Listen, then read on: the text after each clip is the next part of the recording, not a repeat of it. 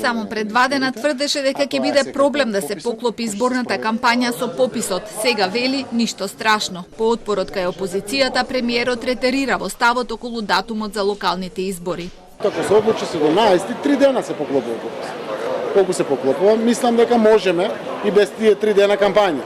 Или како ги се договориме сите. Уште е неизвестно и дали на изборите ќе се гласа со отпечаток од прст по сомнежите за кредибилитетот на избраната фирма која треба да ги обезбеди апаратите за гласање. Сега се вршат дополнителни проверки.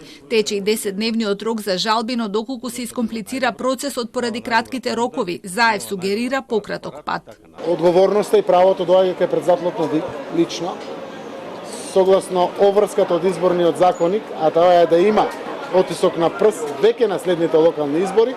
Законот за јавни набавки дава можност по пат на преговарање, директно договарање, да се договори набавка. Во меѓувреме скриената кампања е во полнек, но адутите се уште се кријат, особено во поголемите градови. Заев денеска ќе разговара со Ахмети за заедничкиот настап и поддршка на изборите, но детали не се откриваат.